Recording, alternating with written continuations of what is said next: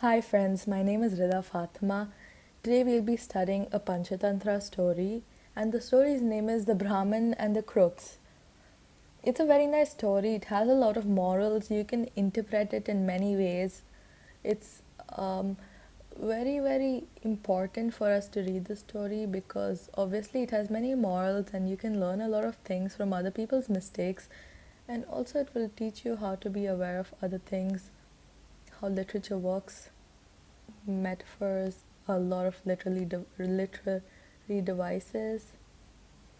So, firstly, get your dictionaries. So, your dictionaries are very important.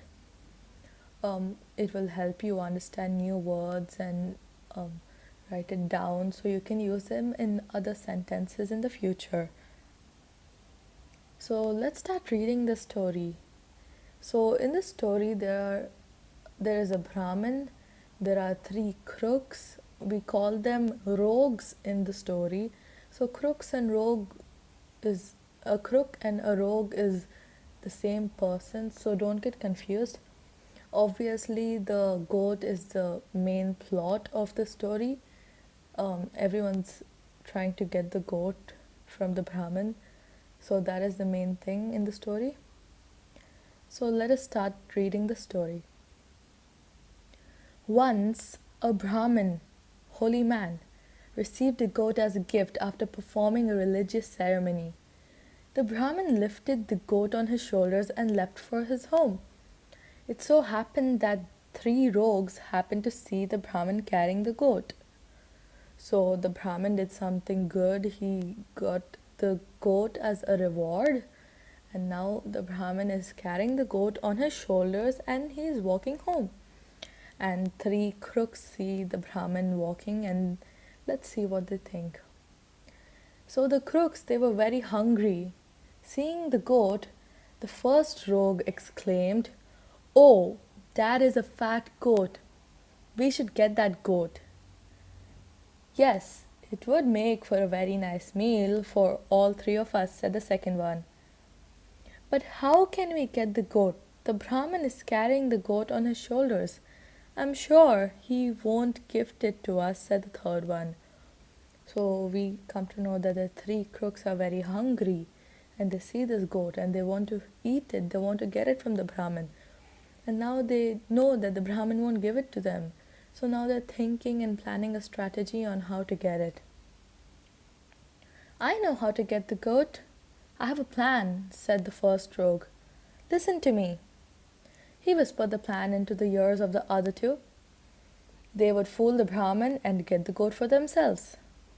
They ducked behind the trees by the roadside and moved past the Brahmin, all the while making sure the Brahmin did not see them.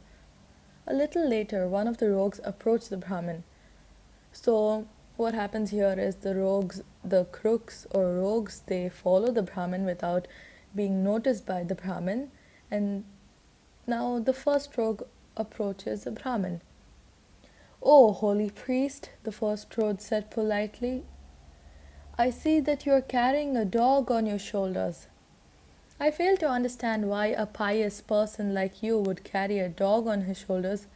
So pious means religious person. So he asked this question to the Brahmin to fool him. "Have you no eyes?" snapped the Brahmin. "Can't you see it's a goat and not a dog? I received it as a gift for performing a religious ceremony extraordinarily well." "Pardon me, sir, but I only say what I see with my eyes. I shall say no more," said the first rogue.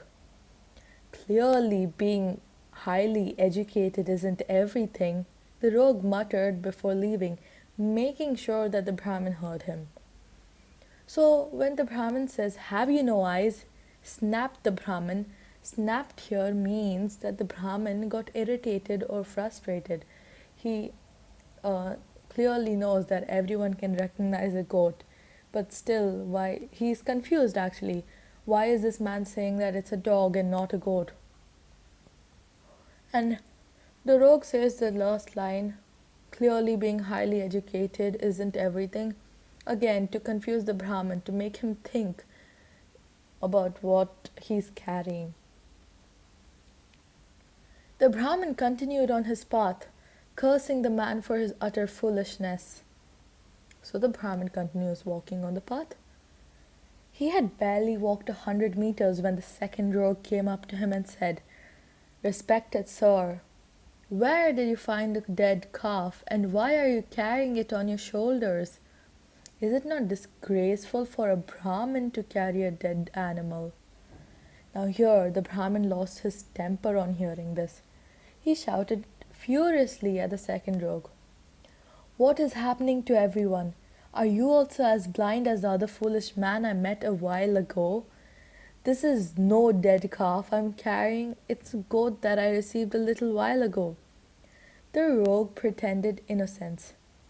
So here, it had been barely like a few minutes when the first rogue approached the Brahmin, and now the Brahmin is already frustrated with the first rogue. And now the second rogue approaches him. And now he gets even more frustrated when this rogue also says, "Oh, it's not a goat, it's something else. It's a dead calf." And now obviously the Brahmin was already irritated, so now he's even more irritated, and he shouts at this rogue and says, "Why, are you also blind?" And then he also corrects him. But if you notice here the Brahmin would have been more confused, because already one person said that he is not carrying a goat. Now a second person comes and says, "Oh, you're not carrying a goat." So now obviously he will get very confused. And the rogue obviously will pretend innocent. He will be like, "There's nothing wrong, and I still think he's not carrying a goat." "Forgive me, sir. I just thought I should let you know what I see. It does not matter to me whether you carry a dead calf or a live goat. Do as you please." He bowed to the Brahmin and walked away. Now the Brahmin was a little puzzled now. So first incident happened, the crook says, "Oh, you're not carrying a goat." Now second incident happens, and the second crook also says, "You're not carrying a goat." So now the Brahmin is confused. He's very puzzled. He's thinking, "What is happening? I don't understand this." He glanced at the animal to ensure it was indeed a goat and continued with his journey. So like I said, the Brahmin is probably confused. He is not confident anymore that he's carrying a goat.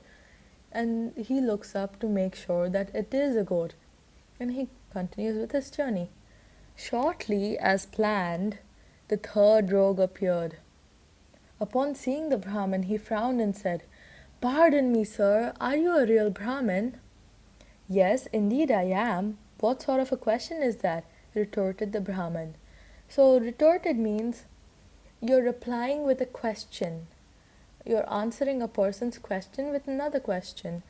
So here he says, "Yes, indeed I am. What type of a question is this? What sort of a question is that?" "Then may I ask you how a holy man such as yourself dares carry a pig on his shoulders? Someone as holy as you should not even touch this animal, let alone carrying it on your shoulders." Now here, this is the third incident that happened. Now the Brahmin becomes anxious. So the first incident happened, the Brahmin was confident and he shouted at the man. The second incident happened, the Brahmin is again a little confused, but he's still confident, but his confidence has gone low. Now the third incident happened. Now he is very confused. He's nervous. Okay, he's uncertain. Every person that he had met on his way saw a different animal on his shoulders. The first person saw a dog, the second one a dead calf, and now a pig. What if I'm carrying a shape-shifting monster or a goblin who would change forms, thought the Brahmin. So now the three men have been successful into making the Brahmin think that he is carrying a monster or something, like a goblin. So there's a goblin's picture. It's just a cartoon. I don't know how a goblin actually looks like. They manipulated him. So manipulation is nothing but controlling someone or influencing someone cleverly without letting that person know that you're influencing that person. So now, let's continue. The Brahman's face turned pale at the mere thought of carrying a monster on his shoulder all this while. Scared for his life, he immediately got rid of the goat and ran home as fast as he could. So obviously, after these men have tricked him, he thinks it's a monster, and everyone assumes monsters are bad. So obviously, everyone will run away from monsters. So he just left the goat there, thinking it's a monster, and runs. The rogue called out his friends. They picked up the goat and left the place, all while talking about the Brahmin whom they fooled so easily. So this is the end of the story, but there's so many things that we can note here, like how they manipulated the Brahmin, how they easily fooled him. It's very nice the way they did it, and that also shows, like in the starting, the first rogue himself said, clearly being highly educated isn't everything. So you may be book smart, but you wouldn't have wisdom or proper knowledge without actually being logical and having proper reasoning. There is many morals in the story, like I initially said. One is untruth spoken repeatedly appears to be the truth. So if you keep saying that, oh, you keep saying some lies that, oh, I have this, I have this, I have this. Obviously, in the end, if everyone keeps saying that, everyone will believe it. So repeating lies will obviously make everyone think that is the truth. Then there is also something about all the bookish knowledge in the world is useless without common sense. Like I said here, when the first rogue himself said, clearly being highly educated isn't everything, and I explained this already. It's almost like when you get a wound, obviously you won't put salt on the wound because the wound will hurt and it will get even worse. So the first rogue actually wounded the Brahmin's confidence. The second rogue put salt on it. The third rogue put even more salt on it. That actually made the Brahmin's confidence completely break and made him actually believe what these people were saying. Without even thinking twice, he just left the goat there and ran. So these are the morals of the story. There can be many other morals that we get here. If you keep reading it or if you keep analyzing it, you will get many morals. So make sure you read the story even after this lesson. It will be very nice, and you can analyze it, get new words, and it will be very beneficial for yourself. Now, this is the main moral of the story. There can be many subplots, there can be many other interpretations. Interpretations means different views of people, how other people see something like. And this is the end of the class. I really hope you enjoyed this lesson. I hope I get to do more storytelling lessons with you all. And I really hope you continue reading other books and other stories and gaining other morals from it, and obviously gaining new words and enhancing your vocabulary. Thank you so much. My name is Ridha Fatima again, and that's the end of the class. Bye bye.